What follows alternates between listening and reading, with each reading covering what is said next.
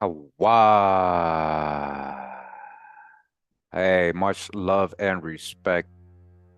Pura vida, mi gente. Your life. How you guys doing? Thank you for tuning in. Appreciate you guys making the time to be here. The few of you that are here. Hey, dodge the hijack. You see, that's why I don't go live this hours usually. Ain't nobody here.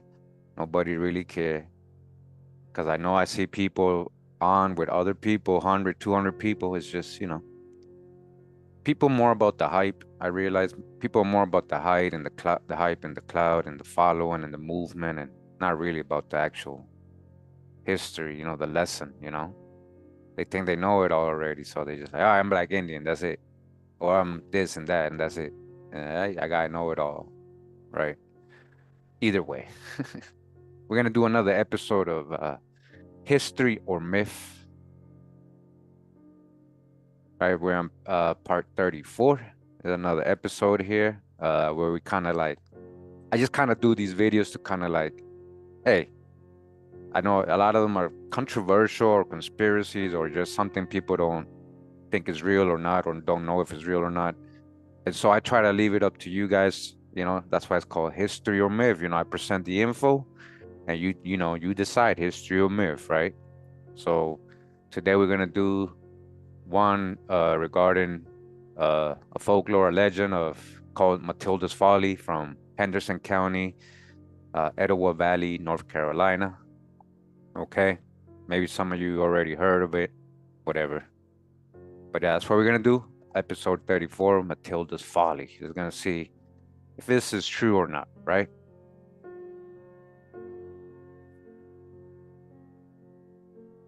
Wow, wow.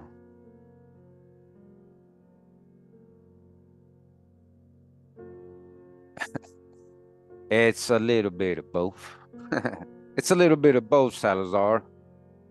Well, my dad was a musician. He was actually a famous musician here in Costa Rica back in the old times, like before Holly, before he could. Costa Rica's a small country, so he never made it out, but he sang boleros. So I'm responding to somebody in the live chat, guys. But most of it is the ether. Most of it is just in me. Music. You know, you gotta understand. If I'm telling you, Sarah, we got that talent too. We got that talent. We got it. We got it in us. Anyways, we're gonna talk about Matilda's Folly. So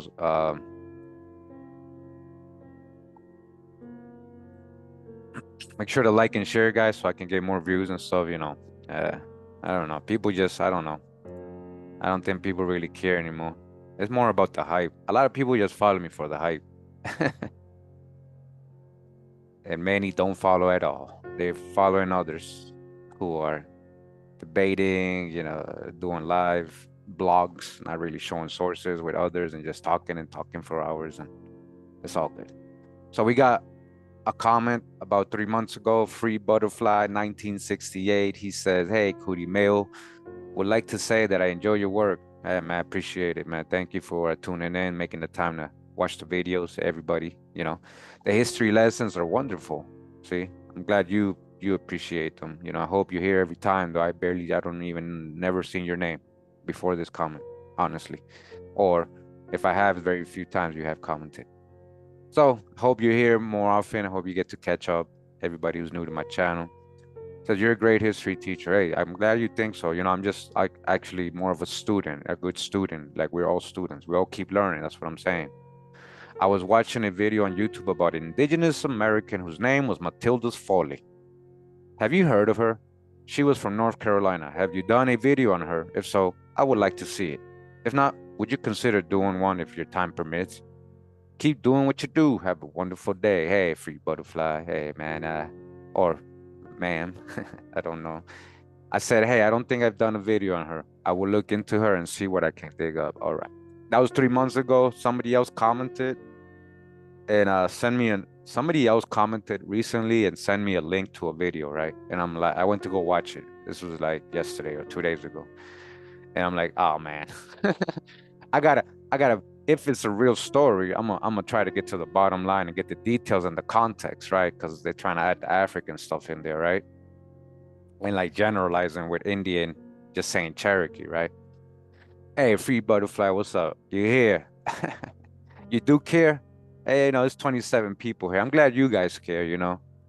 I'm glad I mean, on my Morpheus, Lawrence Fishburne video, I got less than 2,000 views. Like, you know, I know a lot of you care, but in general, the world still don't care. And it's hard on somebody like me because I'm like, man, I've been here 8 years and I've been showing all this research, and I think my viewership would kind of get more and more and more and more. But people were about the hype back then. When I was getting a lot of views, like going on, people like about the hype. Oh, Black Indian, Black Indian, Black, about the hype. I don't really care about anything else. So if you guys can help me get the word out, get my channel out, get the videos out, explain, give context. Don't just do it. Don't just send it to somebody you want to debunk. Don't just, oh, here, watch this. Like, explain, give context. Like, hey, listen, man, say, hey, man, make some time, man. Just check out the video. Just hear what he's got to say. Just watch the sources. Just verify the sources. And,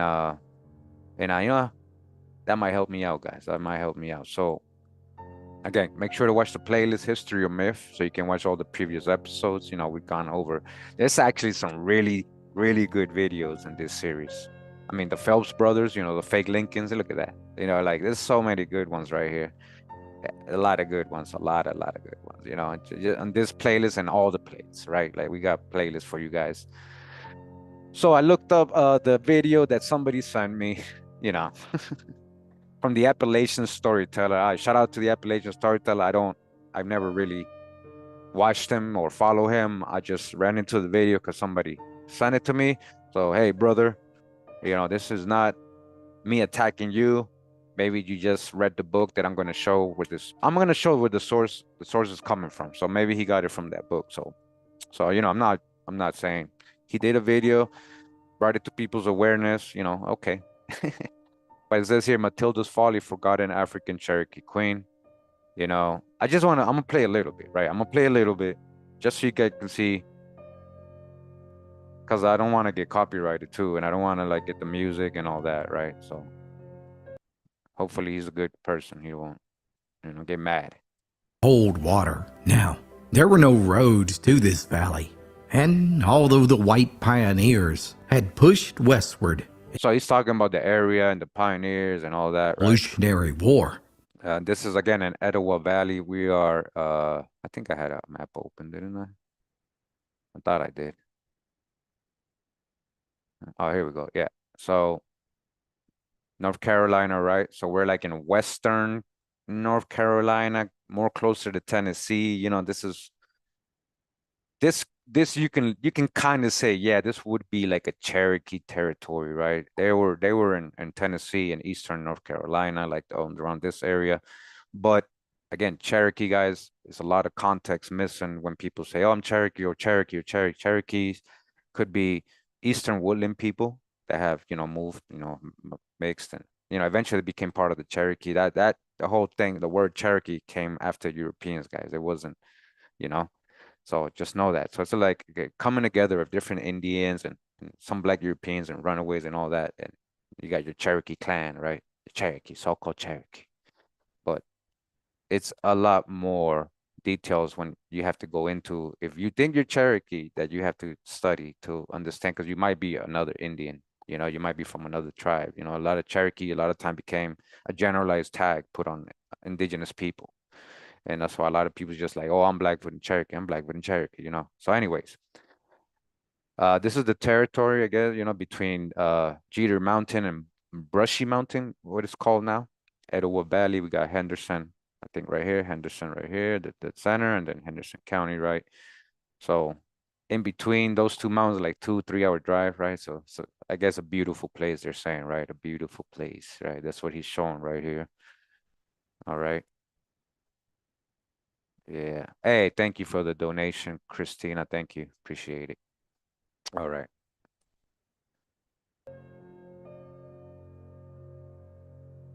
So let me just get to the part where he starts talking about her. Okay, here we go. Let's see. The past life you had will shock you.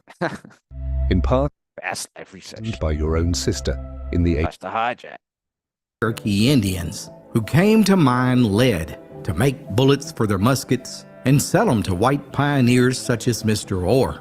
And for his part, Mr. Orr paid little attention to the natives as they visited the area nearly every night. Well, in particular, one young Cherokee warrior seemed to make the trip to Mr. Orr. So basically, this Cherokee warrior, he's saying, this is the story he's telling, right? This Cherokee, look what they picture. This is what I'm saying. So we got to dodge the hijack a lot, right? So we got a Cherokee warrior who fell in love with a slave girl. He's saying a slave girl called Matilda, right? This is what he's showing, right? These are AI images, right, guys? Like, right? So it tells the story, blah, blah, blah. I'm going to read where he got the story from. So we're going to go right to the source, right? So, and then he shows her as the daughter. Right? And then she shows this as Matilda, a little older. Now, guys, I know a lot of people, you might have seen this picture somewhere. People see, okay, let me put the volume on. Woven from two different worlds that few humans have ever known. Matilda learned how to hunt from her father, and with the knowledge he instilled in her, she even built her cabin. All right, so so yeah, he's saying, oh, she learned how to hunt, all this, like he really read something, like he's like he's getting this from actual historical sources. Anyways, this image right here, guys, this is not an American Indian woman, could be, but this is a lady from the Southeast Asia. This is a Southeast Asian girl. I know that because of my Asian videos, and I ran into her and her people. And a lot of people use this image of this girl as an American Indian from the Carib, from the Choctaw, from the Cherokee. Like, look, they use her for everything. This is the reason I'm doing this today, guys, is to point out, stop going with the hype. Stop just going with the hype. Don't be like the people I'm about to show you. Stop going with the hype just because it's like music to your ears, because then nobody's going to take you serious. Like, she's not an American Indian. She's from the Southeast Asian indigenous people. Okay? So look, this guy's using it and so people literally believe that's an image of her. Like, people literally believe, I know he didn't say that, but he's using it like her, and then people actually believe that's her, right? So literally he looked for somebody that's so-called black that has straight hair, just to fit the narrative of, oh, a Cherokee, Asian looking straight haired person mixed with an African slave, and this is the outcome, right? Are you guys listening to me? I don't see the chat moving. Make sure I'm still here. Okay. So we clear on that? Let me just read some of the comments, right? Okay, so I made a comment just to let him know, hey, it was the primary sources. Anyways, so look at Mr. of Palace says, it was people like Matilda who kept Appalachia alive. She was truly a miracle. Okay. Oh. Hey, guys, you still there in my chat? Let me see. I don't see it moving. Okay. She looks Dravidian. Free Butterfly. Yeah, that's what I'm saying. That's from Southeast Asia. Okay, so let's get past that. Let's stay on subject. I just want to show you guys how people believe this stuff. Oh, it was people like Matilda. Oh, all right. So she's real and all that, right? And she's African and all that. All right. These true stories are better than any fiction. These true stories are better than any fiction. I'm showing you this so I can show you, I'm gonna show you the ignorance of everybody. Like, we are gullible. We follow videos, we see AI, we see images, we hear a wonderful romantic Romeo and Juliet story. You know what I mean? And we go for it. Like, and a lot of Pan-Africans, they hear the word African, or they see African queen, oh yeah, and these true stories are better than any fiction. Yeah, her story should be made into a movie. How beautiful. Okay. I love these last stories. What a life, what a dedication. What a shame she took all that knowledge and her story to the grave. Like, not everybody supposedly knows her from watching this video. He didn't show no sources, guy. He's telling a story. He's telling a story, right? He's adding hijacks. He's using hijacks to tell the story, by the way. He's using fake history. All right? Are you guys here? I really want people to pay attention to what I'm saying. We got a lot of people still coming in. We got a lot of people still coming in. People can, if you guys can help me explain in the comment to newcomers, like, oh, so far this is what he's shown. Okay, thank you. And okay, so let me see. That is such a romantic story. The story of Matilda's parents. Her story is even more amazing. Her choice to stay and serve the community is heartwarming. She lived to a ripe old age too. God bless her. Oh man, I'm sorry, guys. I'm sorry. I just gotta like, it's, boy, these kind of stories we need right now. Okay, yeah, that's a good story. Yeah, I'm extremely blessed to have found your channel, Mr. Phillips. Thank you so much, man. Thank you for telling the story. Okay, all these stories remind me of why it's so. So I'm not going at the channel. I'm going more at the people's ignorance and gullibleness, right? And bias and their beliefs. Everybody's not a historian, guys. And that's the thing. People try to be like, it's something like, oh, I'm gonna go exercise. This guy's exercising. I'm gonna go exercise. Like, oh, look, look, right? You got Michael Jordan, you got LeBron James, basketball players. But then you got regular people who play basketball, right? Everybody don't make it to the NBA. There's levels to everything. There's levels to everything, guys. And I never be out here bragging or anything like that, but I just want to show you that there's levels to everything, right? Like I don't, I know right now it sounds like a great story. Hold on, we're not done yet. What a lovely story. Thanks, JD. She was a healer. She healed people. Like, look, everybody knows her.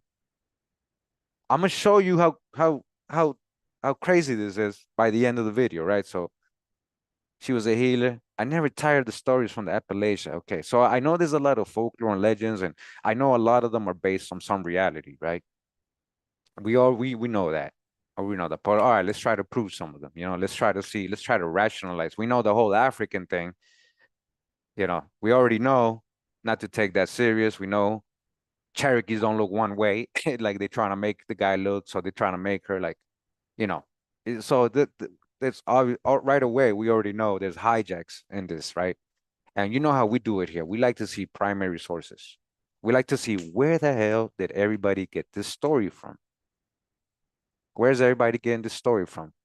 Honestly, there's only like 2 or 3 videos on YouTube that I could find. This one, and they're all from 3 or 4 months ago. All right. So somebody copied this guy. I'm gonna show you. This guy seems to be, he made it into a video. So when I was a child, I thought living our valley was like being cupped and okay, my great grandma was a child. Okay, that had not, what is hidden shall be revealed. Yeah. What is hidden? I've seen Matilda's Folly picture a million times, but never knew the story behind her beautiful face. You see, this is what I'm saying. This is what I'm saying. This is so much hijack, guys. Like this kind of stuff disappoint me. These kind of things disappoint me. I'm gonna show you why. These kind of things disappoint me because, again, that's not even an American Indian. That's that image that he's showing for her. The first ones are all AI images. That image at the end, that's a lady from the Southeast Asia. Trust me, I've shown you guys. I've shown you. I've shown you my Asian videos. I've shown you. A lot of people again use it. She's either one, sometimes she's Caribbean, sometimes she's an Arawak, sometimes she's a Taino, sometimes she's a Choctaw, sometimes she's a Cherokee. They keep using the image for different things because of how she looks, so-called black and with straight hair. So that is what, they trying, you guys know what I'm trying to say. Like that's the typical what they want to, oh, okay. Like Indians didn't have curly or woolly hair too. Is what I'm saying? Anyways, she was amazing, helping everyone. Okay. I never knew this story. I love finding out history that isn't in books. Isn't in books. You are filling great shoes of Paul Harvey and bring it like, okay. My great grandma was full-blooded Cherokee. Okay. I mean, okay. Wow, that an awesome story. All right, you guys get it? So people believe this, like, and they're even saying, "Oh, look, I never knew that was her. I never knew that. That's not her, guys. This is a lady from Southeast Asia. I swear I've shown it. I can prove that. Like, I'm not even gonna try to debate that with nobody. And if you try to debate that, then I don't even got time for you to waste time for you. I'm trying to prove that to you. I know I've shown it.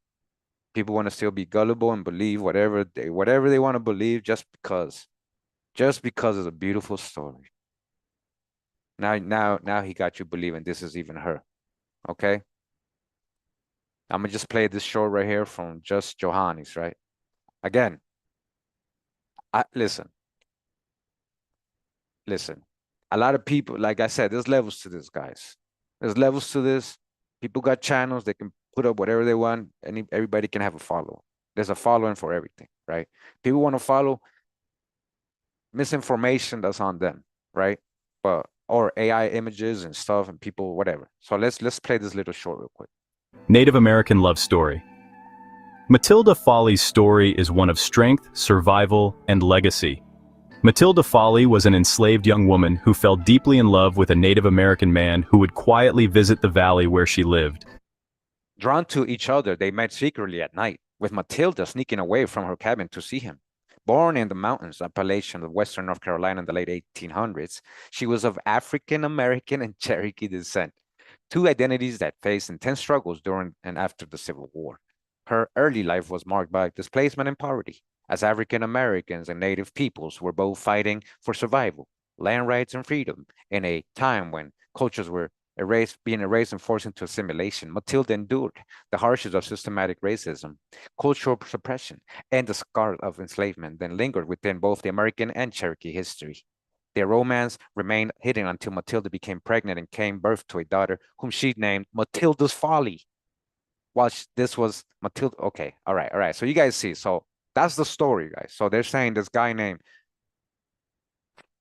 Farley, that's where they believe they're getting the Folly from. Farley John Orr. Farley John Orr supposedly was her slave master. I'm gonna show you the history in the area about, any ores or anything like that we can verify, okay?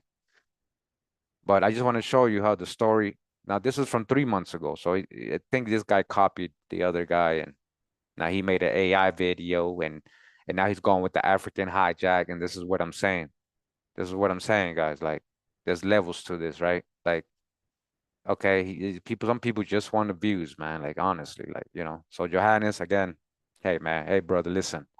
You gotta do better, man. You gotta go through the primary sources. Don't just because you saw African Cherokee queen. Now she's a queen. Now she's a queen. Now she's a queen. She's African, but now she's a queen. The truth, huh? The truth. Okay, let's see. Welcome back again today. Known locally as Matilda Folly, the legend tells of a woman born from a forbidden love between a woman named Matilda and a Cherokee man. Matilda met and fell in love with a Cherokee man in the remote hills of what is now Etowah Valley, Henderson County, North Carolina. Their relationship likely began during a time when tensions and cultural divides between white settlers and Native American communities were still high. Okay, so he got the voice. He's like, oh, this guy sounds very smart. What source is he reading? What sources is he reading, guys? All right, okay. This is like moving images and a nice voice, like somebody I know in this community who makes 10 to 20-minute videos and says, I'm just here to make you stink. But the hype is what gets people. The hype, the production, the moving images, not the text, not the reading, not the actual primary sources. Not the actual primary sources, right? So literally the video is all AI images. There's no sources in this video as well, right? Adding the African hijack and even added that fake image of her. Check it out. This is what I'm saying, guys. Look, this is what I'm saying. Watch. You see the fake image of her? That's not, this girl's from the Southeast. That's not even Matilda. If Matilda is real. Yeah. Yeah, you see? So this is what I want to I'm trying to tell you guys, okay? All right. Now we're gonna go to the source. No, to a source, right? Let me go in the way I did it, right? Like I found out, right? So I'm I'm still trying to give all this a benefit of the doubt, right? I'm still trying to like get to the actual details. And obviously, my mission was like, I'm gonna prove she's not African, right? I'm gonna see if there's anything that actually says she's African, right? I couldn't even get to that. I couldn't even get to that because we'll see.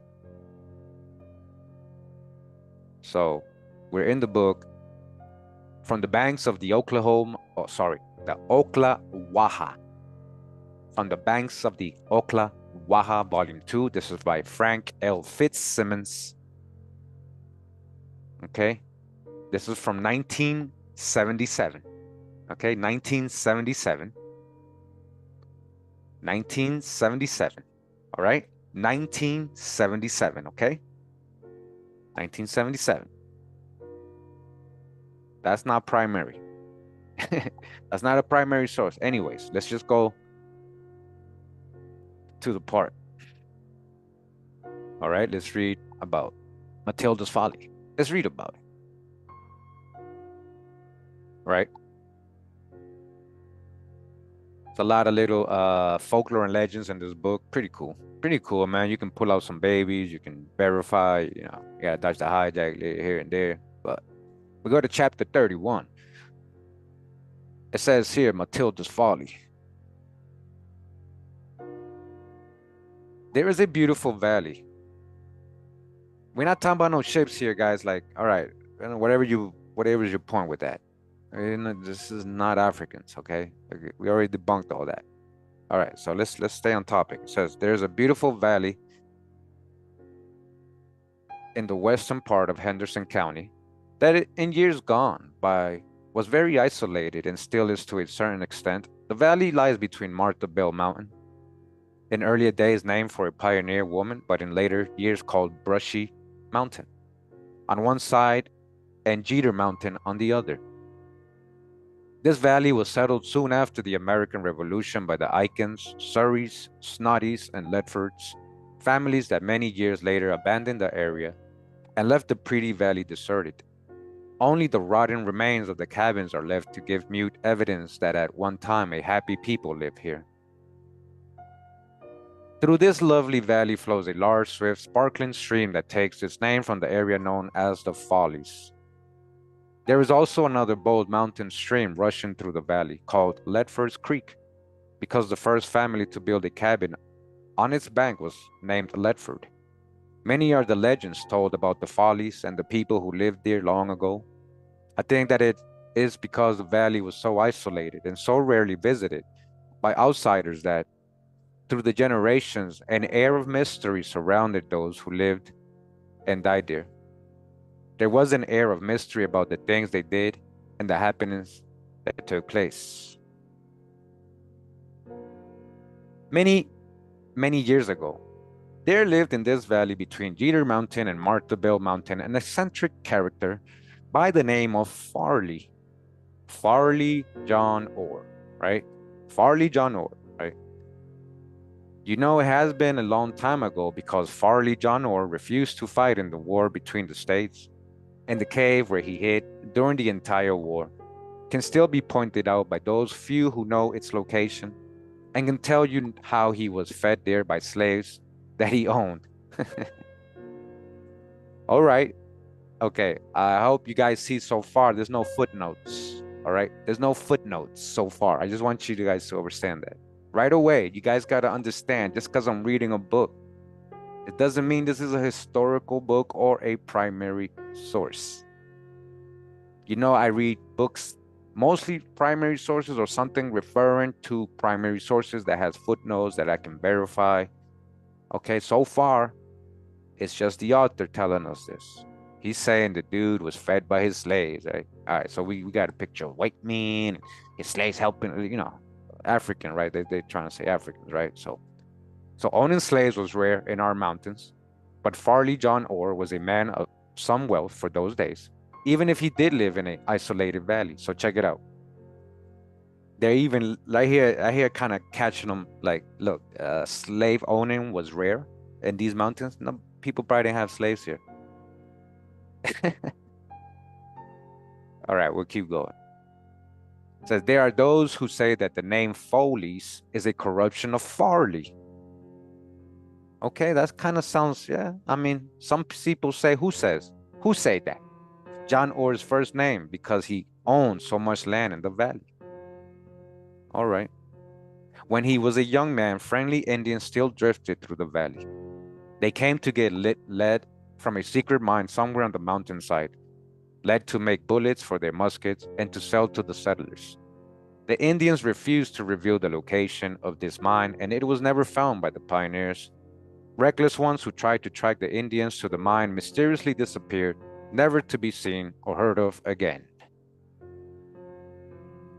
Farley John Orr owned an attractive young female slave. Okay, so now she's attractive, right? So just pay attention, guys. And see if you let me know if you see any footnotes. All right. So he owned a slave girl, right? She was attractive, right? Who was in love with one of the Indians who silently visited the valley, and her love was returned by the red man, because she's supposed to be black, like a crayon color, right? Like trying to say you're not red brown, right? They really did. Anyways, Matilda would slip quietly out of her cabin in the dead of night to rendezvous at a favorite spot with her lover. All right, they're getting down. Her secret was well kept until the so-called black slave girl, right, gave birth to a baby girl. Matilda's must have had a sense of humor because she named her newborn baby Matilda Folly. Okay. Who names their baby? Who names their daughter after the mistake they made, supposedly? And why would it be a folly? Why would it be a folly if you're in love with the guy? It's not a mistake, right? If you're in love with somebody, you don't see it like a mistake or whatever, right? So supposedly she named this girl Matilda's Folly. Supposedly. Who can say today whether the Follies got its name from a corruption of Farley John Orr, first name, or from Matilda's Folly? Who can say, right? That's a good question. Who can say? Where's the sources? That's what I'm saying. Folly is not a positive thing. That's my whole point. Why would you name your kid that? Pay attention, guys, right? Because, we can't be like other people. We can't be like other people just making stuff up. Just making stuff up, following. Who knows where these people got their sources, where their stories from. But I'm going to show you the only source that exists, right? I'm going to show you. Let's keep reading. So when the war ended, Matilda's Folly was an intelligent child, and she grew up into an intelligent woman. When the war ended, she was a free woman, but she stayed on in this valley where she was born, and she was taught by her African mother, that's the hijack, and her Indian father, that's the hijack. That's the hijack on everything so far.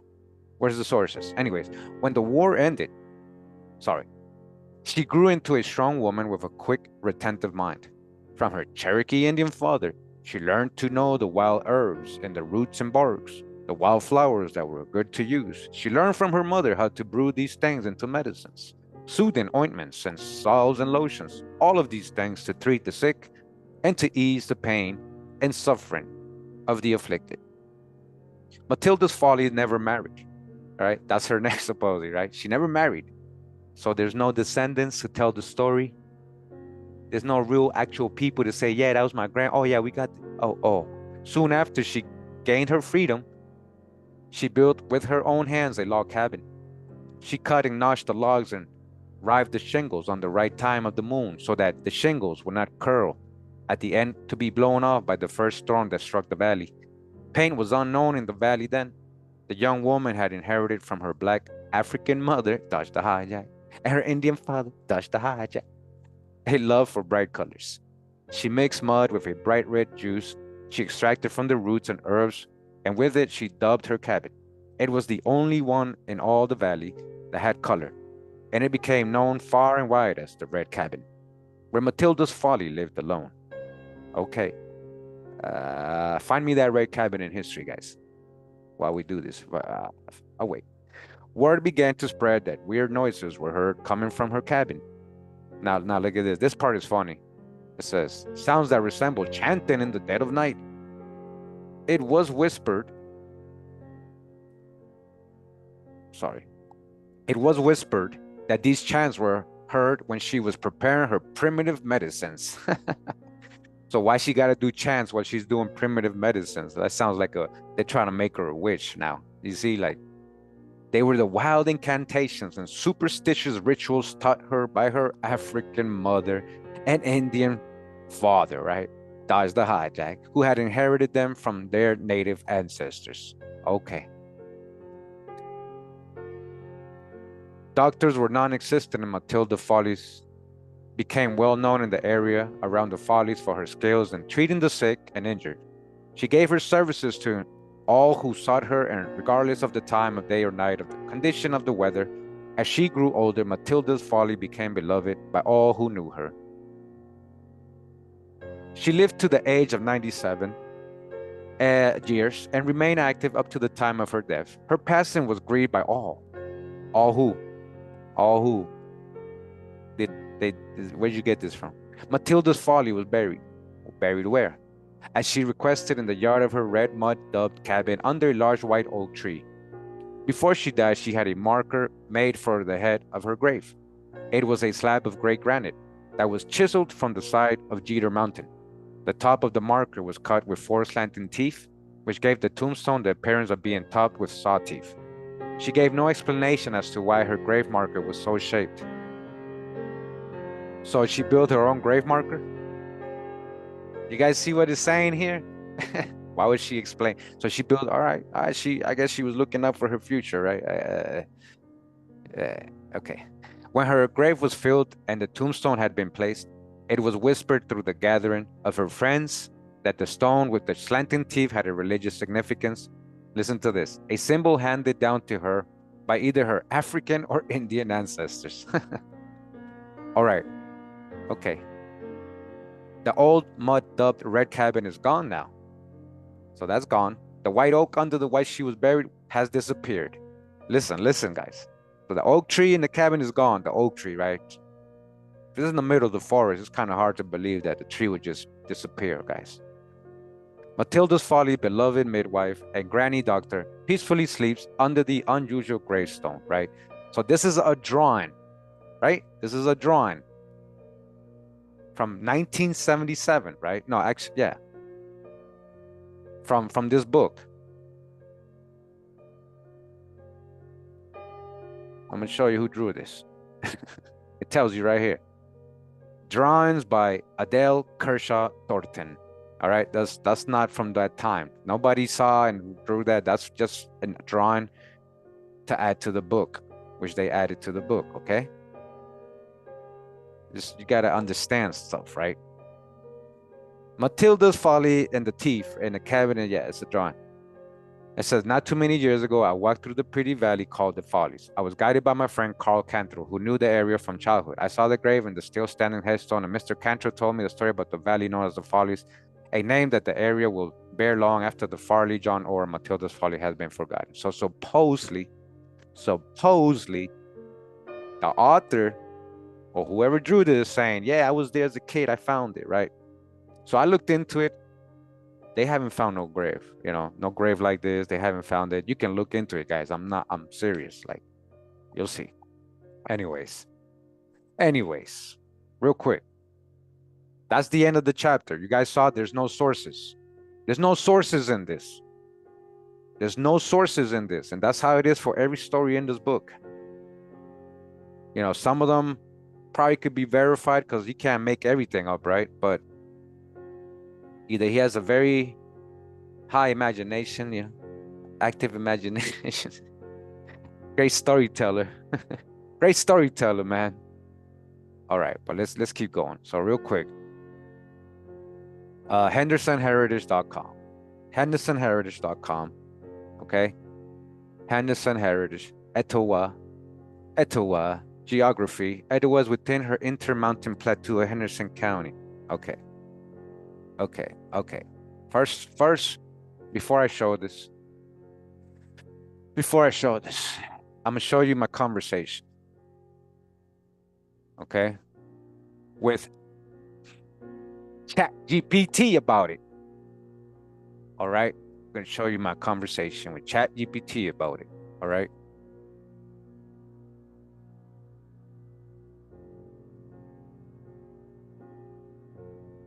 Matilda's Folly. Hey, I'm back, man. I'm back, man. No sources at all, right? You guys with me so far, right? You guys are understanding so far what I'm showing you, right? Okay.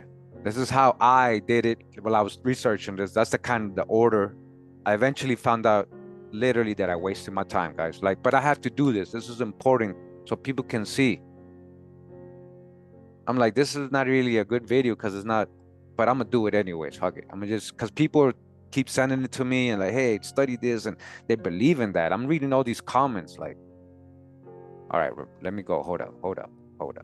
Before I even do that, we gotta go. Okay. This is Homeboy's video. Hold on, let me I just want to, okay, this is the other video, right? Where not the first one, but the other one.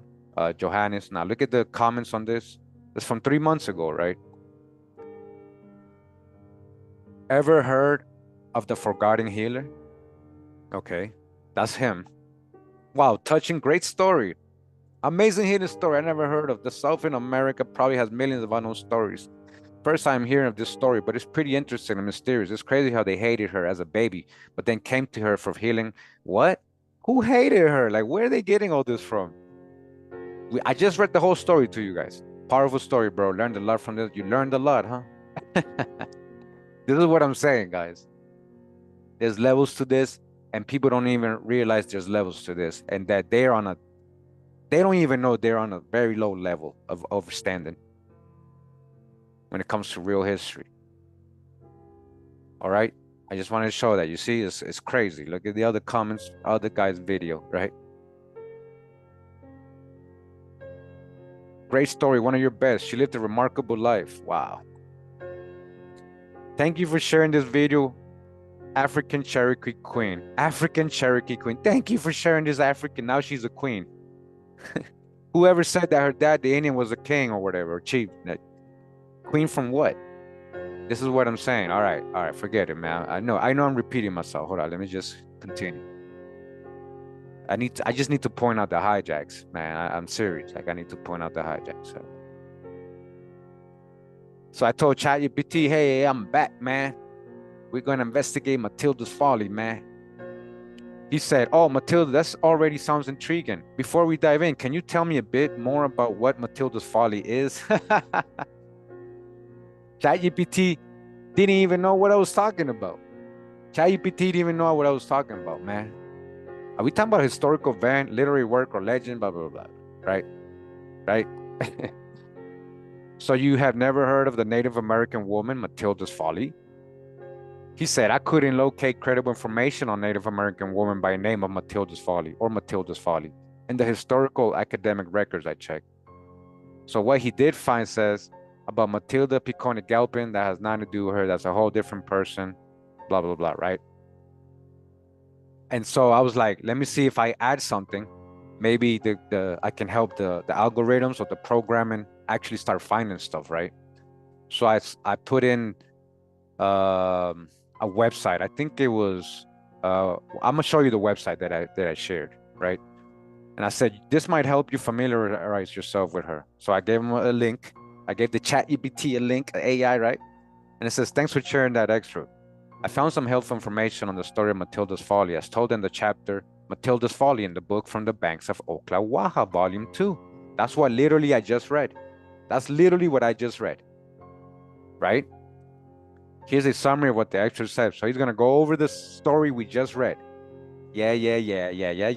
African and Cherokee, yeah. Between they were lovers and they sneaked around and made love and had a baby, and then they were mad at the baby, and then they named her Matilda's Folly, and then all of a sudden everybody hates the baby, and then she grows up and heals everybody, and then she dies.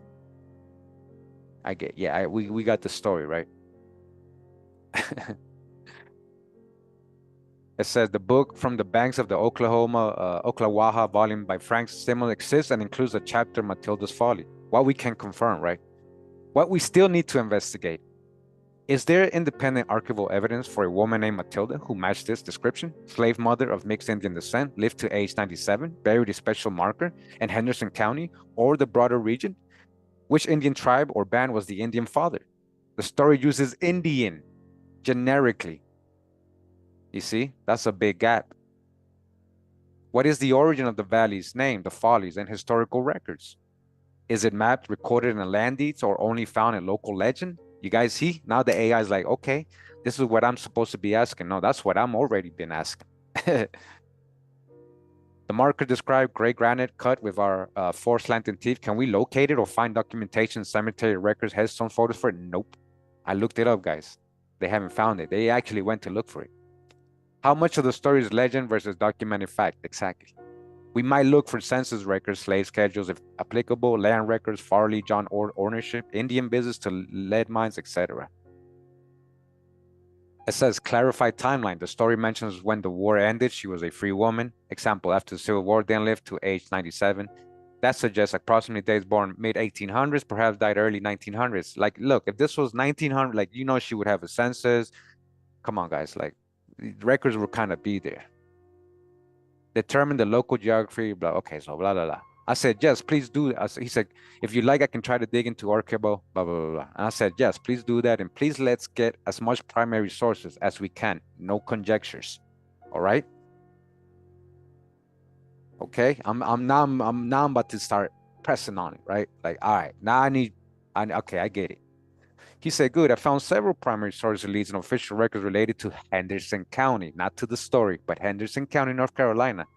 The purported location of the story, Matilda or Matilda's Folly, and the broader context, slavery, land record streams, but I did not locate any definitive primary source document that confirms the exact story.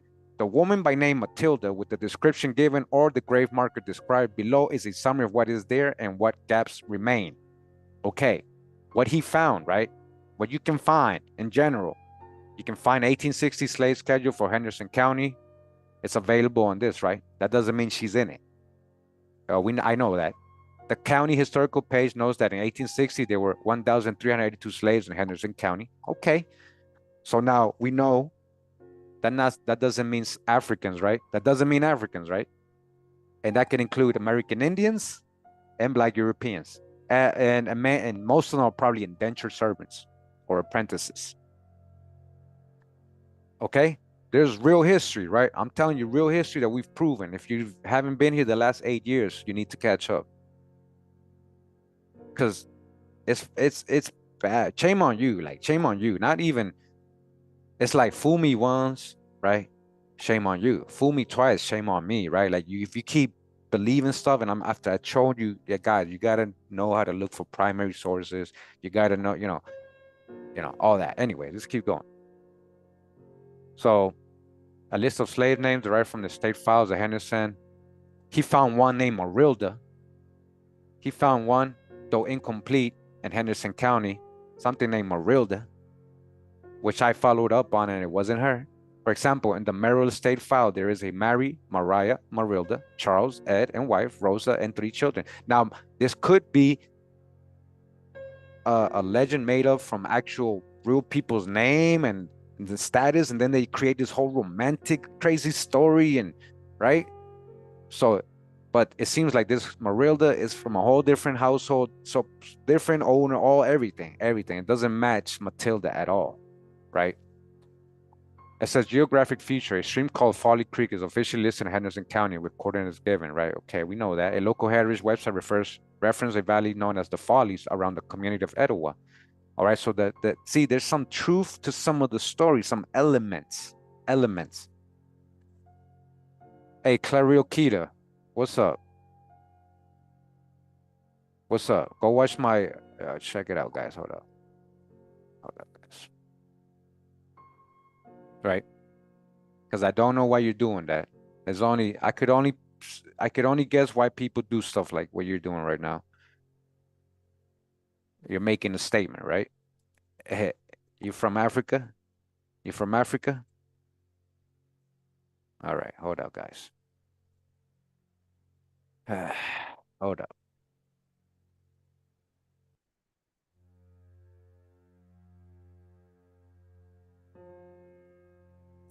The real Kita. Check out this video right here. This playlist actually. Africans not from Africa, right? It includes a lot of people from Nigeria. They're actually from Asia. Okay, that's one. That's one you should watch. Africans, and then we're gonna go back all the way back, right? All the way back to the beginning, to the basics for you. All right, from Indigenous American to African American playlist. We're not talking about Africans, and we already debunked the out of Africa theories, and we already exposed the false West Africa slave trade to America. Okay?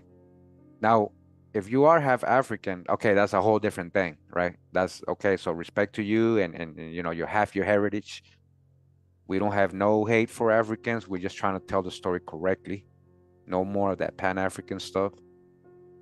Okay, no more of that Pan-African stuff. If you haven't been here in the last 8 years, Kirill, I highly hope, I really wish you would catch up, right, to those two playlists at least, and then you'll have a broader understanding of certain things, right?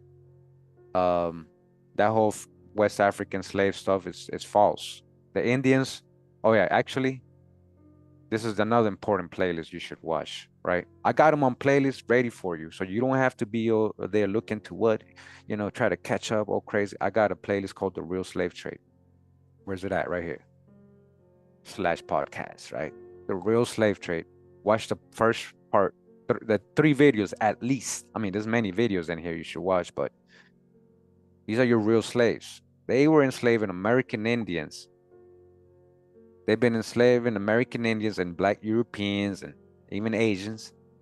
The whole West Africa slave trade is false, man. They did. Some West Africans got caught up in there, and not just as slaves, but as merchants, indentured servants, you know, going back and forth. We colonized West Africa first, right? You know that, right? If you're from Nigeria, you know, right? Sierra Leone, right? Sierra Leone was colonized by Americans, right? Liberia, Ivory Coast, and some parts of Nigeria by the American Colonization Society. So, all right, check out these videos. These three playlists will help make you understand a deeper history, right? Okay, you've been to Costa Rica, you love my channel. That's all good. That's all good. That stuff to me is not really. I'm glad you've been here, right? But what I want you to know is to understand real history. Claril Kita, are you willing? Let me be honest. Be honest. I know I'm going off topic here, guys, because I'm live. But you added the countries there. Be honest. So, do you still think? Do you wait? I'm trying to understand whether you're half African, like actually, like one of your parents is from Africa or your grandparents from Africa, or you're just saying that because you believe in West African false narratives. Because if you are African, then that's two different things, right? And if you are either way, either one of them, right? If you are either one of them, I hope you don't still believe that they brought millions of African slaves over here. Either way, because that's false. That's what I'm trying to tell you. Do you understand that, Kirill Kita? Okay, you're willing. Okay, thank you. Thank you. Thank you, and for keeping it real. And watch when you watch these playlists. You're gonna see like, wow. Just the research speaks for itself, not me. I'm gonna go back to my presentation. Let's try to stay. No, we're not talking about tests. No. Ancestry tests are false. That's a joke. Ancestry tests can never tell you what landmass your ancestors came from. It could only show you relationship to others, to find relatives. But your common ancestor could be from anywhere in the world. That doesn't mean you come out of Africa just because you took a test. Okay, we're not talking about genealogy. Is two different. Genealogy and ancestry tests are two different things, guys. See, this is another playlist you gotta watch, Clarioquita. You must be very new to my channel. All right. Anybody new like Clarioquita? Okay. Also, go ahead and check out my genealogical stories playlist. I got playlists for you guys ready. All right. Genealogy is your family tree, your real family tree. We're not talking about spitting in a tube. That's garbage. That's not how you find your ancestors. No, not my heritage. I'm talking about ancestry.org and family search. I'm sorry, ancestry.com and familysearch.org. You might be able to build it on my heritage, but these other websites are better. Build the tree, your family tree. Not spitting. These are real records with census, birth certificates, military records, marriage records, death records, property records. These are your real people and real, like the whole history of them. You can trace them. We're not talking about guessing, spitting in a tube, mailing it, and then they send you answers. And then you do it again, and then they give you different answers. Wake up. Wake up. Wake up. All right. From the rest of the show, if you could just let's listen. Let's listen, guys. Now, since you're new, with all respect, let's listen to what I'm saying now, okay? Listen, because it's 8 years of research, 8 years of context missing from a lot of you, because you haven't been here, and that's okay. That Abraham Lincoln, I got many episodes. Many different topics on real history, guys. All my videos are connected. Okay? Okay, we're gonna go back. I felt like that was necessary to do, okay? Yeah, let's just guys, with all respect, when you're in college and you're learning from a professor, you're not just, asking and talking while he's trying to give a presentation.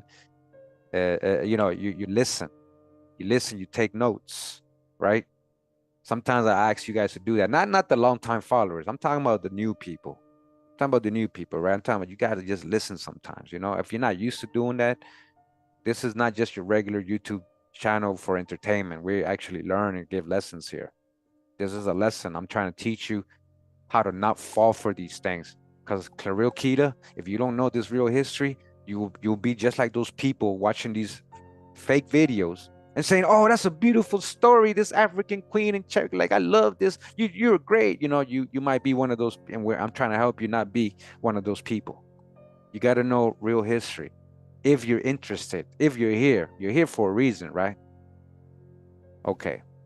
So the AI was telling me, "Hey, man, you got to look at this list. I kind of found this, but nothing matches." He says, "What I didn't found was a document that names Matilda exactly with the attributes described: slave woman, Indian father, lived to age 97, grave marker described as great granite with 4 slanting teeth in Henderson County online holdings.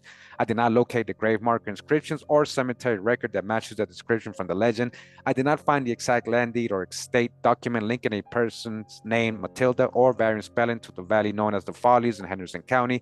The story detailed of an Indian man fathering a child with a slave. I found no tribal identification or official record verifying that relationship in the sources checked. The name Matilda's Folly as a formal name or title appears only in the heritage legend documentation, not in a standard government record." At this point, guys, I was already like, okay, no, I get it. I get what you're telling me now. And I was like, before I even asked him, because I was about to ask him, but I already kind of started like, oh, I bet you it got all this from that book. I bet you the only source is that book we just read from 1977, which has no sources. I bet you that is literally the origin of this story. I was already thinking that, right? Before I even, let's see. So recommend the next steps, blah, blah, blah, blah, blah, right? I know how to do all that. Like I'm telling him to do all that, right? So if you like, I can attempt a deeper archival search, pulling from digitized microfilm archives, state archives of North Carolina, Henderson County, deed books. I said, yeah, do that. And also, please study the slaves, right? Supposed owner, Farley John Orr, right? I started digging into archival and primary sources, leads for Farley John Orr, supposed owner of the slave Matilda in the legend, and the broader context in Henderson County. Here's what I found. So far, no definitive document yet ties Farley John Orr to the specific Matilda's Folly story or records of that child, but there are solid leads for following, right? So I'm like, okay, cool, let me see. So it says, the county archives list miscellaneous records for Henderson County that includes things like records of slaves. Okay, all right, see, this is what I'm saying. Just because they're slaves, it doesn't mean, okay, I get there's 1,300 slaves, right? He already told me that. It says here, the Orr family in the area. There is a historic home called the Orr Cabin Home Place in Etowah, North Carolina, built by John and Jane Clayton Orr in the early 1800s. So this is, these websites right here is giving me. So this is, let me just show you guys, right? So nobody's debating that there's no Orrs in the area, right?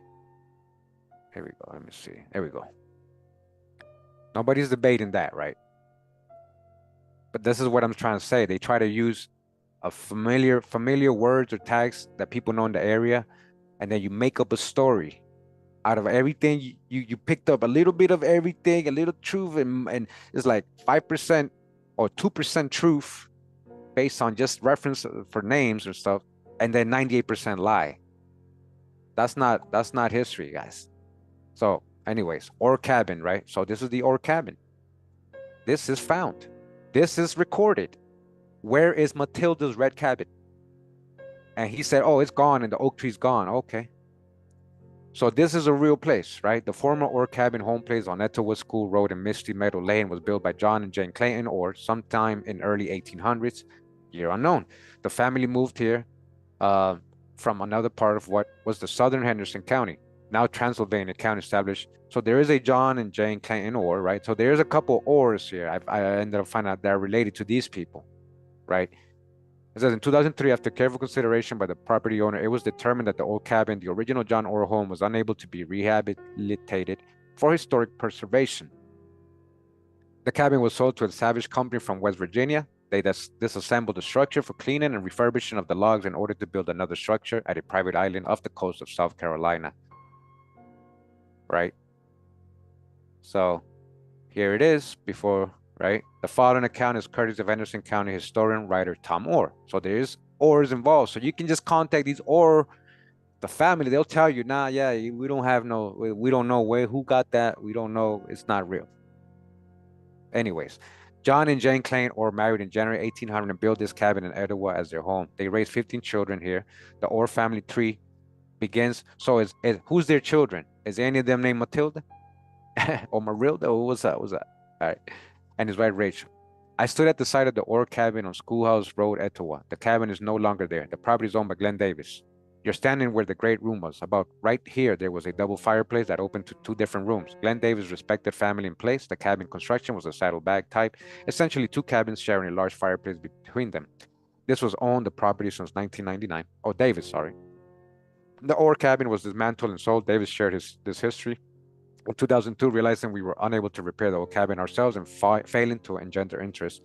To save it, we sold the cabin to a company in Nashville who stated that they were going to use the cabin's logs to expand it. They should have restored this. They should have, the state should have sponsored that. Anyways, John and Jane Clayton Orr are buried in the Orr Cemetery, Hardwood, huh? Were these pale skinned people? So, all right. You see the whole history here? You ain't gonna find anything about him owning any Matilda, any legend of no Cherokee coming to visit. Okay. And then these are like George Washington Wees and Sarah Sally Jane or Wees, supposedly, right? All right. We got to trust the pictures, right? Because I don't really trust pictures. I don't really trust pictures. Anyways, there's nothing in here about Matilda, about any slave named Matilda, about them even having slaves. But this family, right? This family specifically, there was some Orrs that had slaves. So-called slaves, right? That could be their kids, that could be indentured servants. Okay, so the last owner, right? I mean, you can pause this. I'm not kidding. There's nothing in here about the story, guys. Just talking about this cabin, right? This is not even the same cabin supposedly at Matilda. This is another totally different place. I'm just showing you that there were Orrs in the area. That's what the AI is talking about. I'm not trying to hide this. This is what I'm saying. They can easily make up these legends because they use elements. People might be recognized like, oh yeah, there were Orrs in that area. So they might believe it. Oh, there was slaves in that area. Oh yeah, black folks were slaves. Oh yeah, there's Indians. Duh, there's so they can just make up anything. All right. So nothing here. Nothing here on Matilda. Let me see. I'm gonna hit Control F, Matilda. Right? No, not in found. Not in found. Even let's put the word slave. Nothing. They didn't have slaves. This family didn't have slaves. Okay. You know they would have mentioned that. You know they love mentioning that. So this is historic cemeteries in Etowah. There is one. Look, family-centered permission of private property owner in the Follies area, right? That's all it says. Like I was really trying to prove this right, guys. I wasn't trying to prove this wrong. I was trying to prove it right just so I can prove she's not African. Just so I can prove she's not African. But I ended up being a whole made-up story, guys. And made up being a whole made-up story. And like they haven't found these are recorded and historical. Like this is they haven't found them, supposedly, right? And I think there's a Follies cemetery they found, but it's not the same one. There's no grave with her grave on it. Yeah, they haven't found her grave, guys. Okay? Now, let me go back real quick to the AI, because, hold up.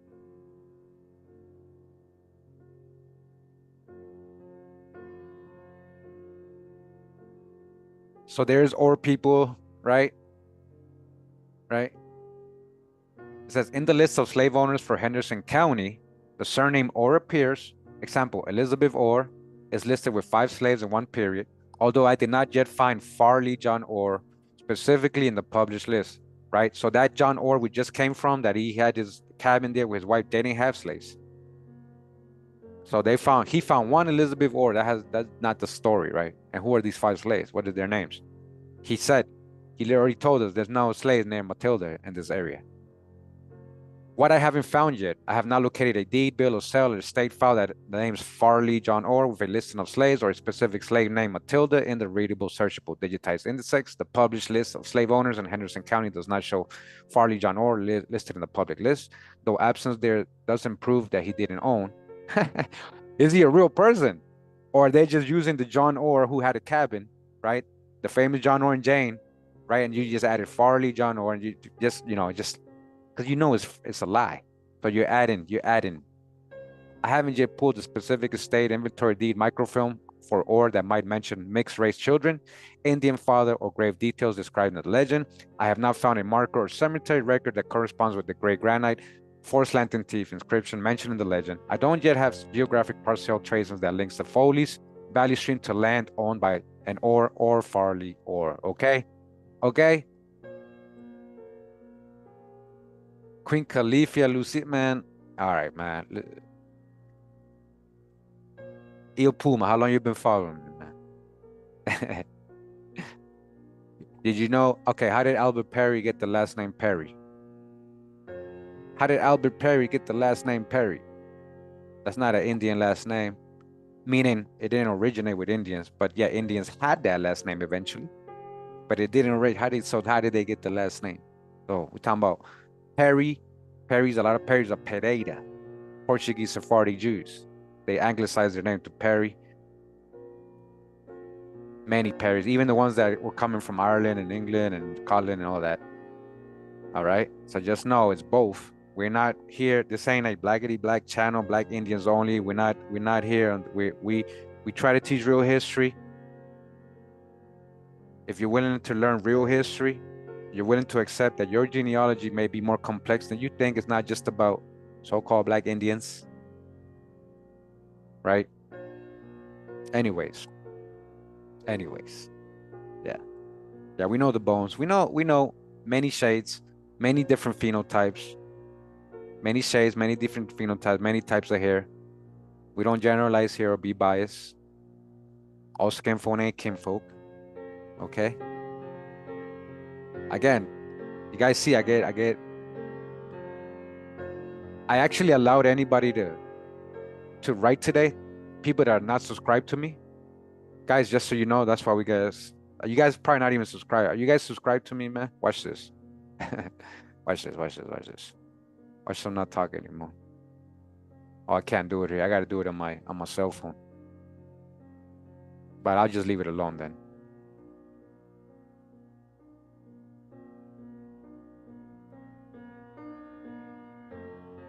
That's what I'm saying, David Salazar.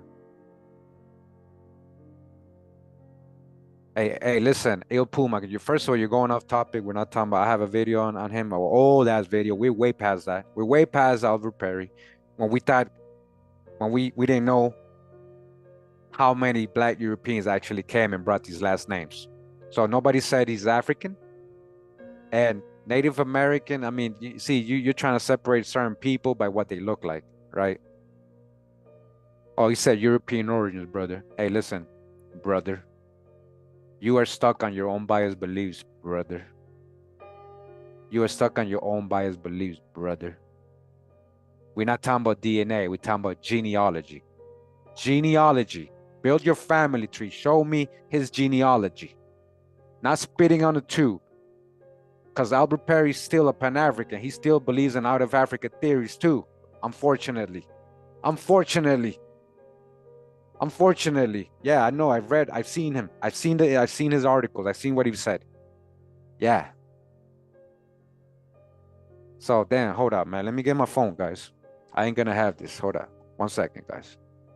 I'm gonna get my phone so I can just, only subscribers can comment. Hold up.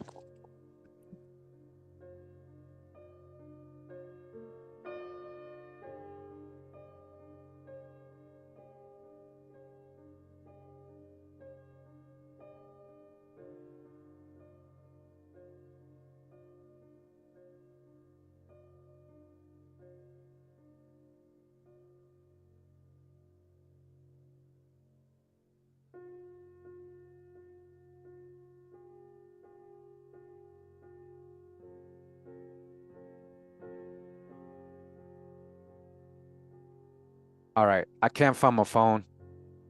I'ma just, all right. Don't worry, man. We just time out for 24. We won't block people. We just time them out. Since they're not being disrespectful, we just time them out for 24 hours. They can go spread their Pan-African beliefs and all that somewhere else. Not even Pan-African. They're biased Black Indian only opinions somewhere else, right? Like we not do that here. You must go back to Dane's channel, you know? We don't do that here.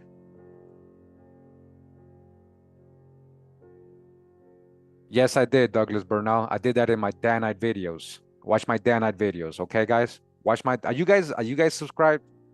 Like I don't even recognize any of your your names. Nigel says I'm a trip. Hey, Nigel, man. I saw an old comment of you the other day. I'm like, damn. Anyway, it's all good. I know you've been here for a while. All right, we're gonna continue. All right. So far, you see what it's saying. I haven't found this. I haven't found this. This is what you need to do. I'm like, nah, I don't need to do that. You're literally telling me, right? You're literally telling me. It says I've begun assembling. Okay, hold up. So would you like me to pull a PDF digital list of all family appearances in Henderson? I was like, yeah, do that. So it keeps going.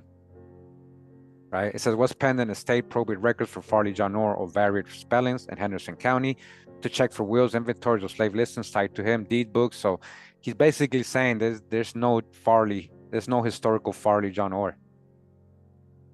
Plans and grants for parcels in the Follies Valley, you know, anything that says he got a grant there, he got land, cemetery grave markers, you know, that talk with the pointy teeth on the top, nothing like that.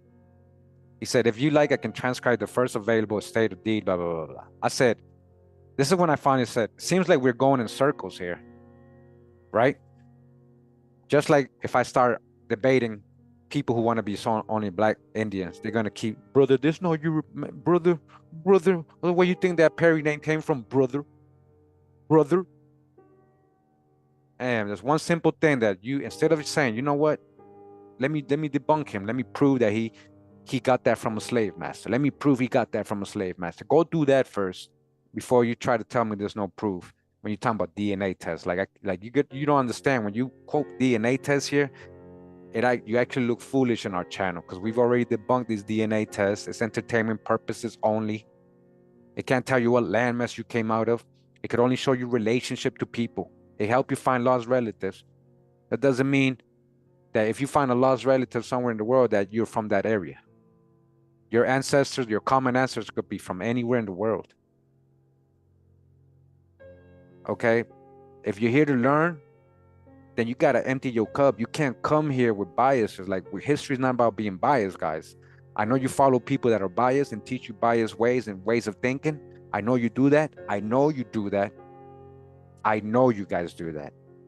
Some of you, right? I'm not talking to my long-time followers. You guys, you know what I'm doing right now, right? We're trying to help people understand sign, right?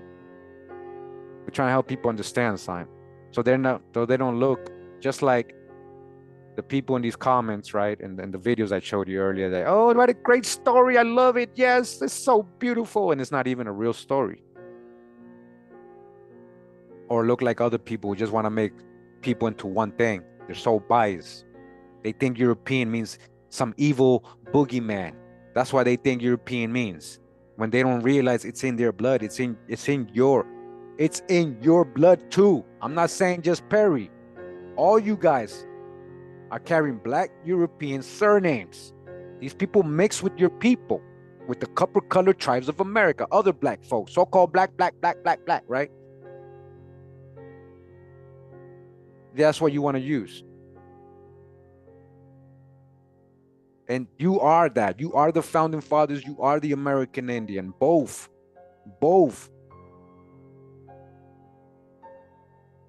You already know, Keeper, all right? You know what I'm saying? People who really do their genealogy know what I'm talking about.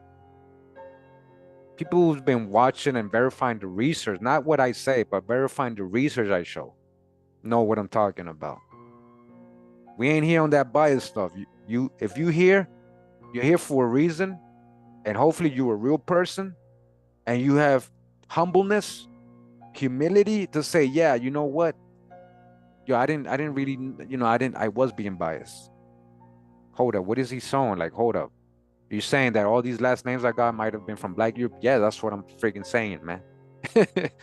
We've proven it so much. I got another one, genealogy, guys. I'm going to show you proof, undeniable proof of Black Europeans and Indians being called colored. People descending from straight Black Europeans. And you cannot add that whole African thing to it or nothing like that. Like, I got the proof. We've shown it already in many different videos. We've shown what these Europeans are described like. We know the anthropological, ethnological books of Europe describe the original Europeans like. We know science already prove it.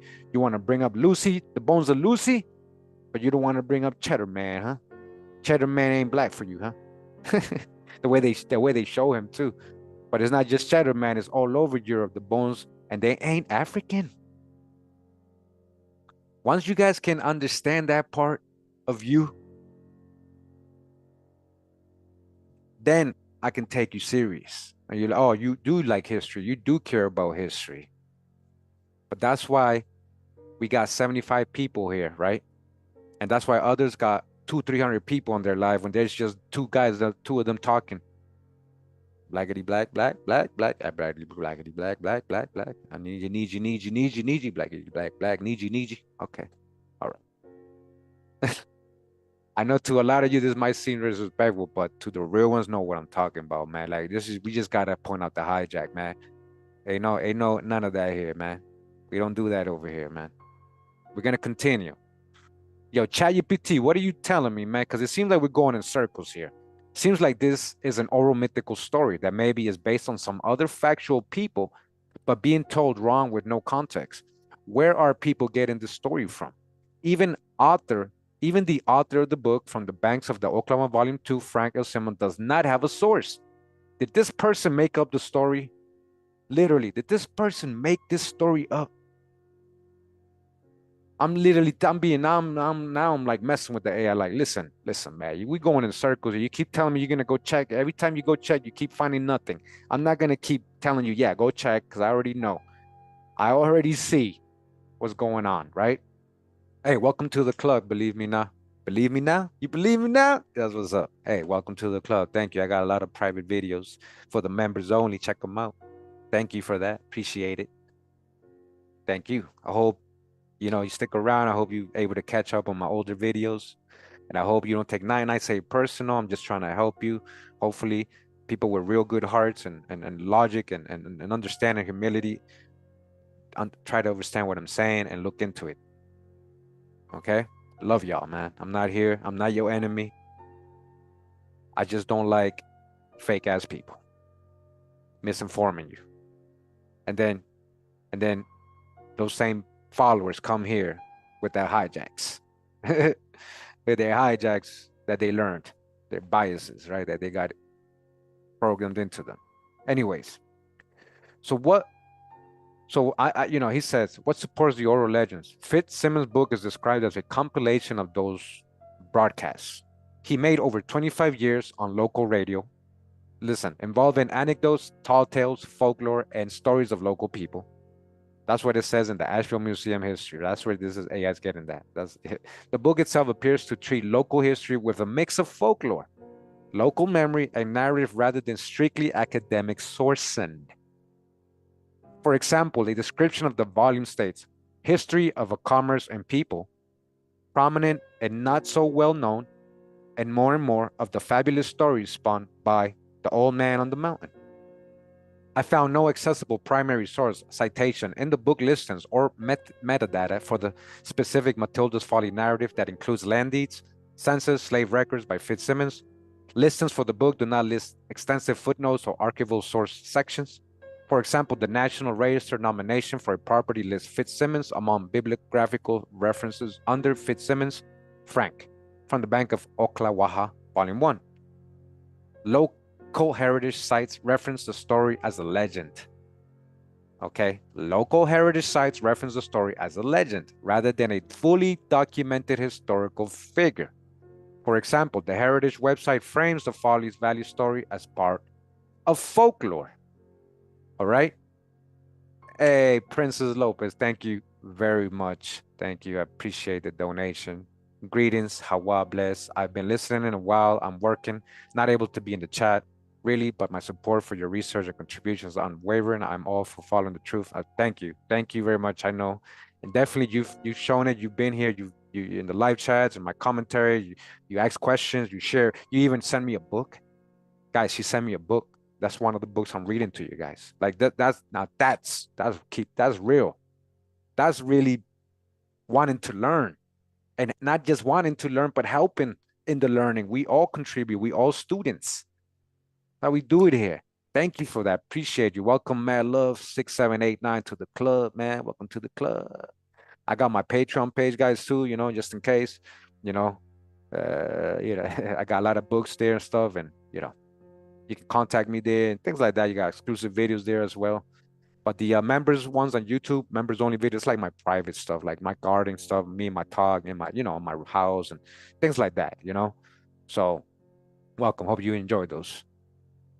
So as you saw, the book, right? He's saying what remains uncertain, right?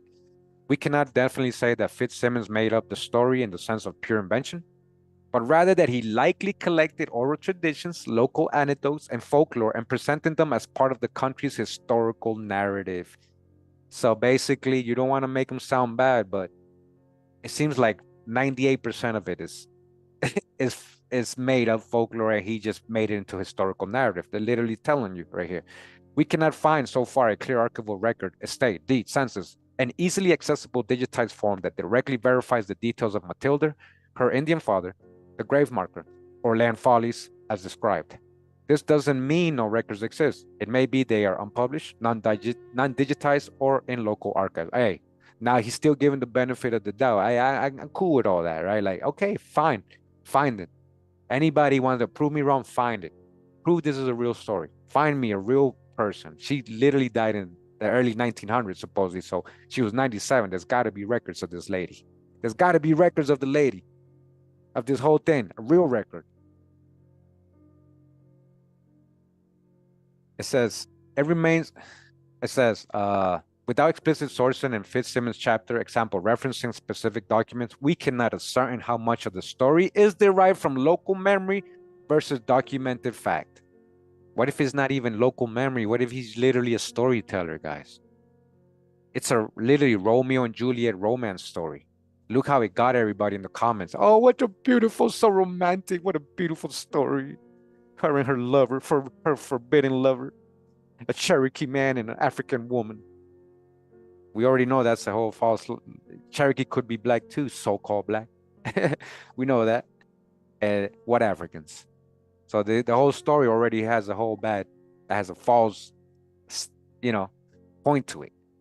It says, given the evidence, I lean toward the view that the Matilda's Folly story is primarily a piece of local legend, oral tradition, right? That's what he's saying. Yeah, maybe it's just oral tradition, anchored in a real place, the Follies, Valley Stream in Henderson County, and perhaps inspired by real individuals, perhaps. He's still given the benefit of the doubt of the guy in the book, right, from 1977.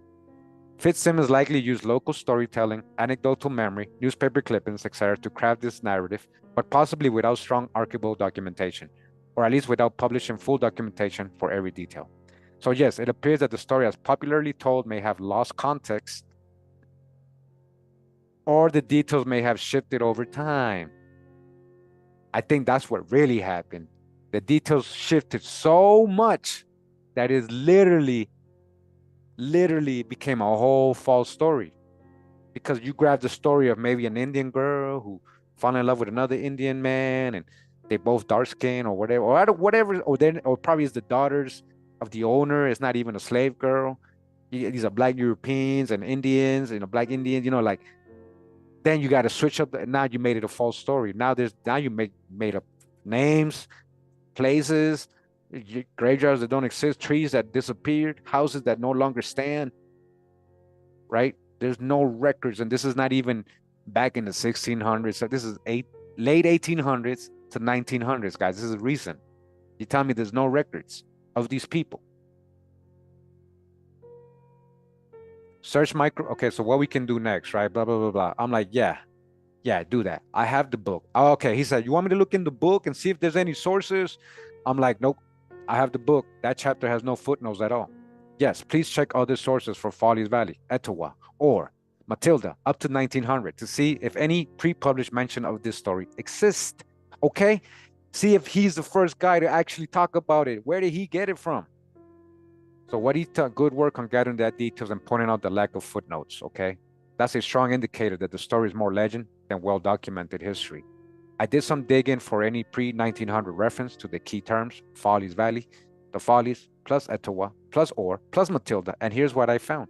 Unfortunately, nothing turned up that meets your criterion of a documented primary source tie-in to the story as told.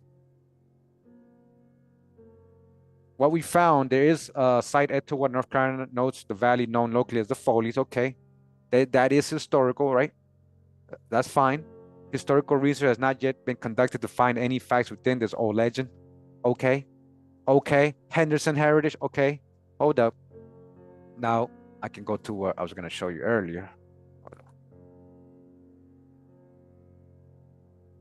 Again, hendersonheritage.com, right? It says, one of the most beautiful small valleys in Henderson County, known as the Follies by local folk, is within the Etowah community. The valley lies between Marthabelle Mountain, now known as Brushy Mountain, and Jeter Mountain. A well-known local legend concerns the Follies and Matilda Folly. It can take years to find the facts within a legend. Historical research has not yet been conducted to find any facts within this old legend. All right? The legend can be read in its entirety within the book From the Banks of the Oklahoma, Volume 2 by Frank Simmons. Okay? That's the book we read earlier from 1977. And we just saw, I showed you, he has no sources, no footnotes. There's nothing here to show where he got this info from. It's just the story he's telling. You guys understand? You understand? There's no footnotes anywhere here. No footnotes in any of these stories. Some of them probably are easy to verify, but hers seems to be literally mostly made up. Mostly made up. Okay? There's no sources in this book, guys. This is where everybody's getting this from. They're getting it from him. That's literally what I was finding out. So it says the story is told that Matilda fell in love with a Cherokee Indian. The couple, blah, blah, blah, blah, right? So we know the story, right?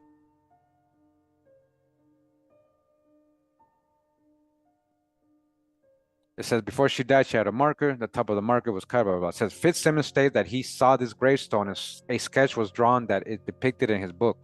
The Follies area is also known to local residents as an area where illegal whiskey was made during Prohibition. There are 7 waterfalls from small to large within the Follies, along with a couple of caves. Rodney Orr, a descendant of Farley John Orr.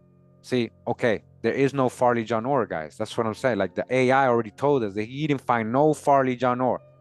Said residents living in the Follies used to visit the waterfalls. Where, okay, so Rodney Orr is probably the descendant of that John Orr, of the John Orr cabin. Look. John and Jane Klein Orr, who had no slaves. Who had no slaves. They had 15 children, right? So Rodney is probably one of them. Or a descendant, not even the son, a descendant, right? There's no Farley John Orr, guys, historically. Said resident living in Follies waterfall, okay. So he has no source for this. Etowah is also home to significant bogs and endangered rare plants. All right, so yeah. Yeah. That's it on that. There's no historical research that's been conducted, they say, because there is none. There is no historical research on it. That's why. You mean you haven't found any? Okay.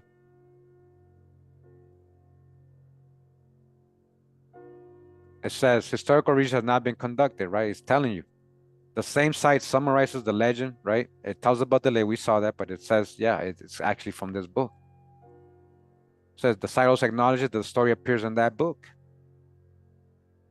But again, emphasizes there is no documented factual record. Historical research has not been conducted to find any facts within this old legend. I searched newspaper directories for Etowah and the broader region and found that local newspapers around the area began publishing in the early 20th century.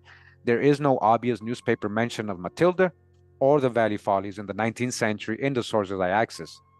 RoadsideThoughts.com, the country archives list a collection of miscellaneous records for Henderson County that do include records of slaves and free persons of color, bills of sale, among other documents, right? But he didn't find them. However, I did not locate it in the publicly searchable index, the matching name for Matilda or Matilda's Folly, tied to these records and the sources I checked.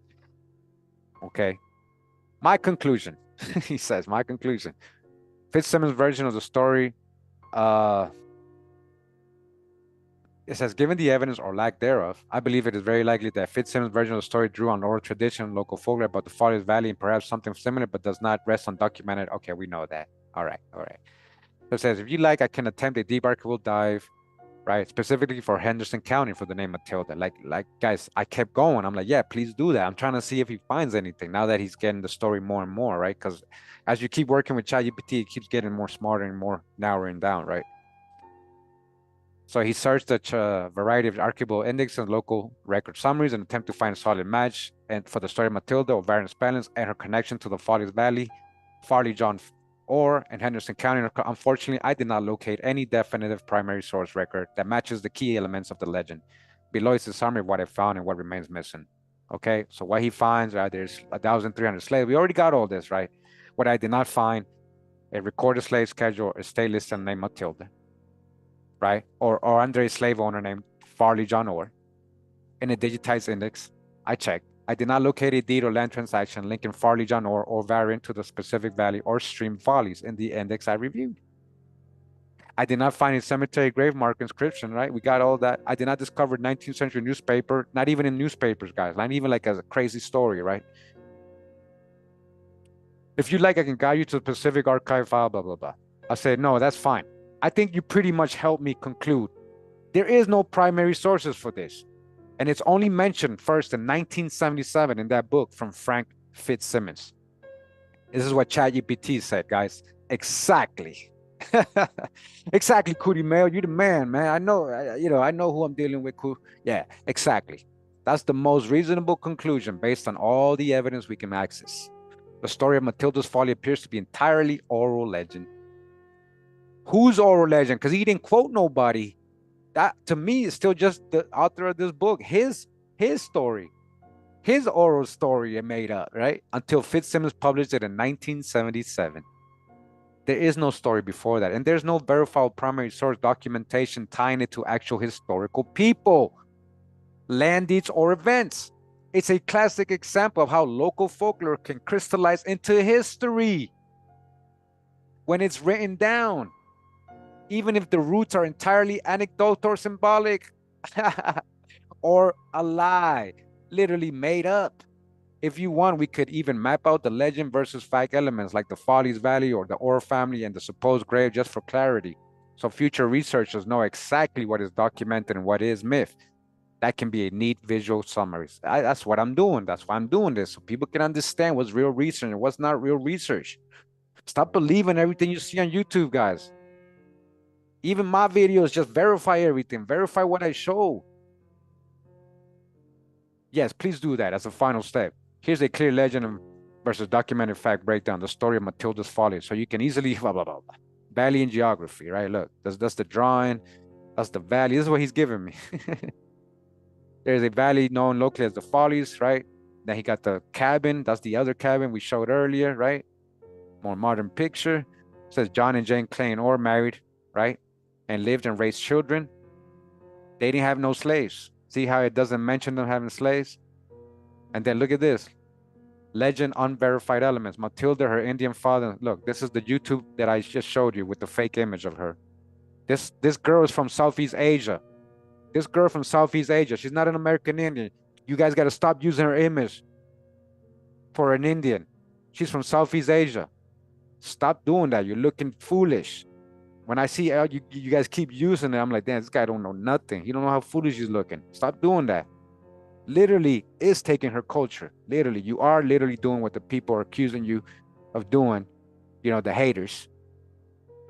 When you promote things like this and when you use fake images like this, right? Now look, they're in cemeteries, right? It says the story claims a slave woman named Matilda fell in love with an Indian man, bore a daughter named Matilda Folly, and that the girl lived to be 97, right? And that there was a gray marker, right? We read the story, right? It says no primary source, record, deeds, estate, census, entry, newspaper, article has been found to verify the existence of Matilda, her Indian father, the exact grave marker described, or former listing of that slave ownership in Rutherford County or Henderson County archives, as made clear by the local heritage website. Historical research has not yet been conducted to find any facts within this old legend. The first documented appearance of the story appeared to be in 1970s via Fitzsimmons' book. There is no identifiable earlier published source that substantiates this. He made it up. I'm sorry, he made it up.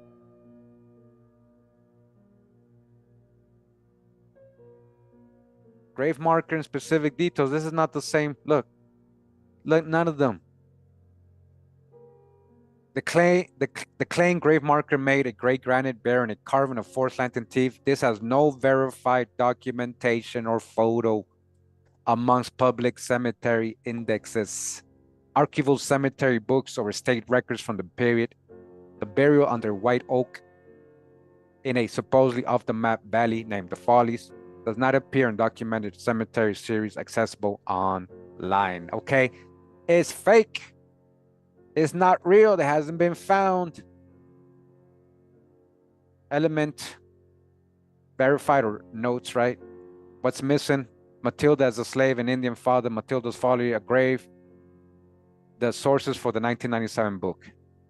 No primary evidence found. No cemetery record. No name located. Okay? Conclusion, you're absolutely right. The factual elements, place names, family names, geographic region exist and are documented. The specific narrative details of Matilda's Folly, slave woman, Indian father, the herbal healer daughter, carved marker do not currently have a primary archival verification. Thus, the story remains best described. He's still being nice as a local legend, oral tradition. But I don't know who else was saying this. There is nobody else saying this other than the author.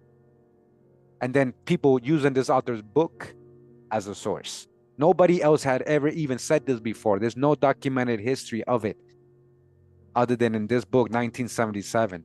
So it's not just oral tradition. That's sugarcoating. That's literally sugarcoating that this guy just made up a story, and that's okay. His book's about stories. He literally tells you folklore stories. If you want to believe him, it's up to you. There's no sources in his book. If you like, I can prepare a PDF summary of this legend, blah, blah, blah. Yes, do that. Whatever. They made me log in. They wanted me to log in. I was like, I don't want to log in. Please just share with me. He said, no problem. This is after he said I had to log in. Right? He just gave me the same thing. Basically, guys, it's conclusion. Documented, unverified, Matilda's story details grave marker daughter. Oral, the story's oral legend, blah, blah, blah. First formally published in 1977 with no confirmed primary sources. With no confirmed primary sources.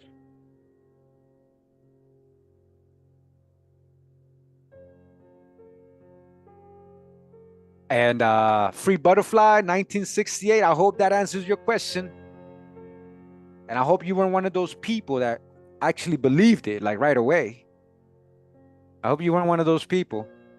And that's why you wanted me to do it, because you wanted me to see if it was really true, because you maybe wanted to believe it. I don't know. I'm just saying. But as you see, it's fake. It's not real. There's no history of this. We should know that already. Now, this doesn't mean there wasn't so-called Black Indians, right? We just know the whole African narrative is false, and that Cherokees or Indians look a certain way, right? We know all that that's false, man. Right? There's so many false stories in this. It's crazy. Now, guys, this is a sneak peek. I got a sneak peek. Hold up. I got a sneak peek. All right. This is my next video. I might do this today. I might drop this live. I might go live again later with this. We're going to do his genealogy. All right. William Cooper Nell. You're going to see all this stuff I found in it and what it proves. Everything I was saying today. That's what I'm telling you. Real history. Not people's beliefs and biases. Real history. This is a colored man, huh? This is a colored man, huh? He wrote the colored pages of the American Revolution. We're gonna read that. Like I don't know why I haven't read it, but I had it. He was born in Boston. Important figure and abolitionist. All right, we're gonna do his genealogy, guys. Served as publisher to Frederick Douglass. See, there's a lot of people. Okay, this is what I want to say. There's a lot of people you don't know that are just as important as Frederick Douglass, right? But they overshadow.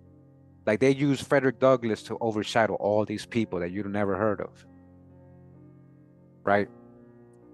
He was the first person supposedly to work in the mail, supposedly first Black.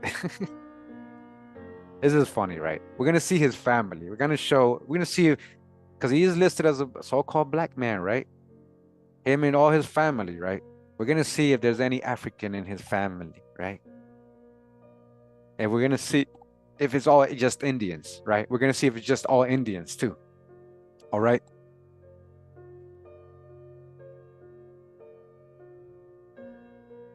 The same year, Neil organized the Convention of Colored Citizens of New England. All right. That's on my next video.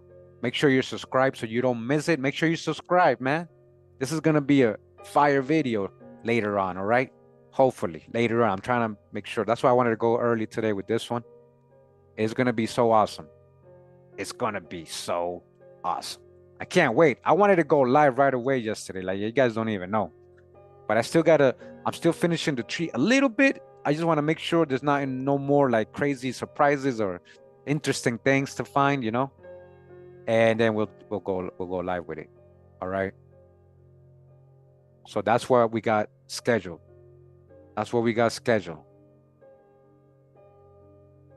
Frederick Douglass, no, not yet. I already, Frederick Douglass is a whole other hijack, right? That's not his real last name. Anyways, this was the video, The Legend of Matilda's Folly. Now you guys know. And in this case, guys, you know why I do the history and myth videos? In this case, this is myth. Myth, my conclusion, based on real research. Myth. Just a story told by this author in 1977. 1977. Stop falling for fake news, fake history. Stop just being a biased believer. That's not being a real researcher. That's not being legit. You ain't keeping it real. And you're not keeping it real with yourself eventually if you think you're only Indian. You ain't even keeping it real, and you're not embracing all your ancestors. You're leaving literally a lot of you, most of you have your genealogy out. Have your genealogy. We have debunked this story. In this case, part 34, History of Myth. This is a myth, all right? I appreciate you guys who tuned into the live chat. Make sure to like and share. Thank you for tuning in. Hope you guys understand the message too, not just the fact that I was trying to debunk this, but like I said in the beginning, I was trying to prove she wasn't African. You know, if she was Indian, right? If there is Indian blood there, and it turned out to be just a made up story, guys, made up, all right? Made up myth. All right. Much love and respect. Pura vida, mi gente. Hawaii. Robert Drake, bye.